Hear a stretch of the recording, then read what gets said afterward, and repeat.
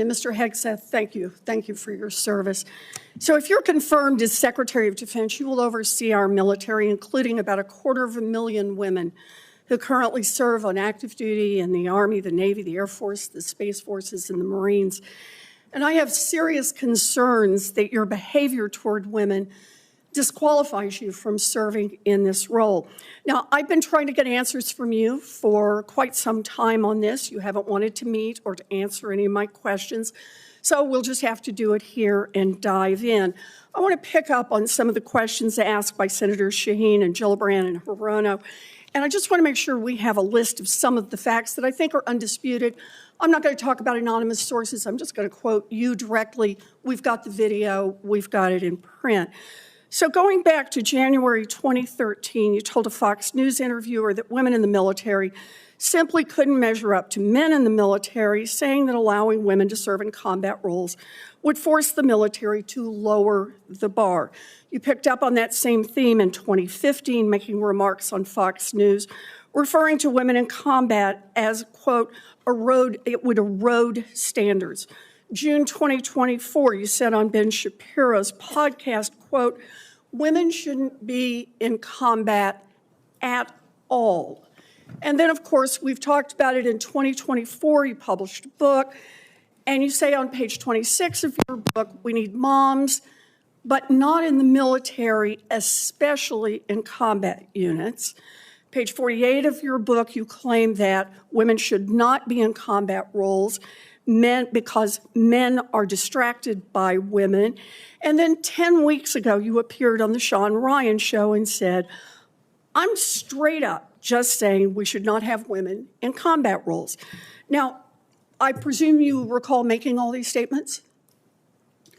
Senator, I'm not familiar with the article you're pointing to in 2013, but it underscores my argument completely, because in that 2013 argument, I was talking about standards. No, standards are what it's always been about, Senator. Let's not have Senator. this same fight again. Always been about Senate I've standards. quoted you directly. We've got the video. We're happy to show it.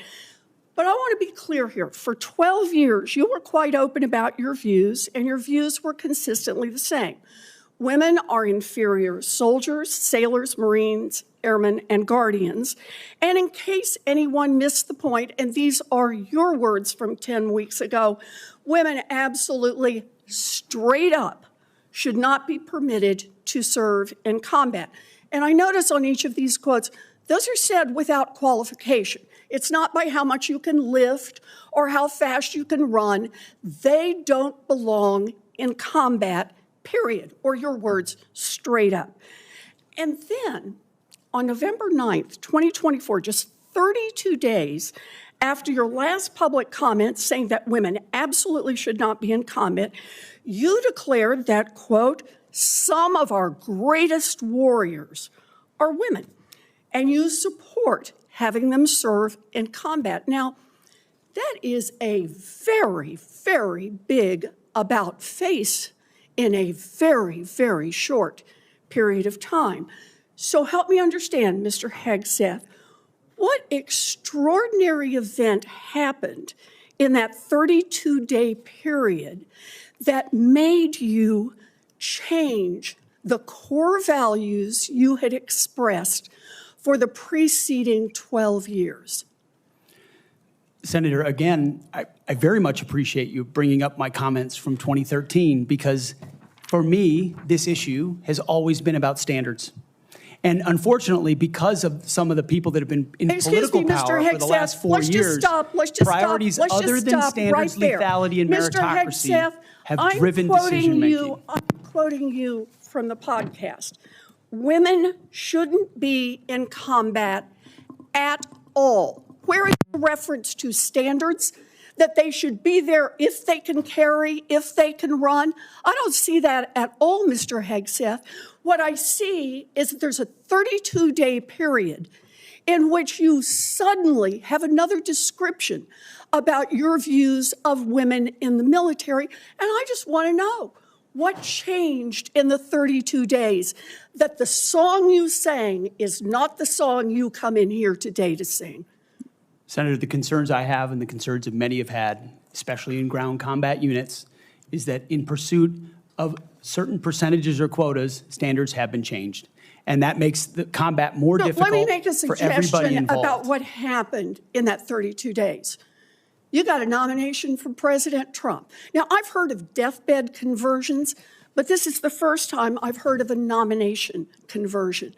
And I hope you understand that many women serving in the military right now might think that if you can convert so rapidly your long-held and aggressively pursued views in just 32 days, that 32 days after you get confirmed, maybe you'll just reverse those views and go back to the old guy who said straight up, women do not belong in combat. Now, Mr. Hagstaff, you have written that after they retire, generals should be banned from working for the defense industry for 10 years. You and I agree on the corrosive effects of the revolving door between the Pentagon and defense contractors. It's something I would have liked to talk with you about if you'd come and been willing to visit with me. But the question I have for you on this is, will you put your money where your mouth is and agree that when you leave this job, you will not work for the defense industry for 10 years?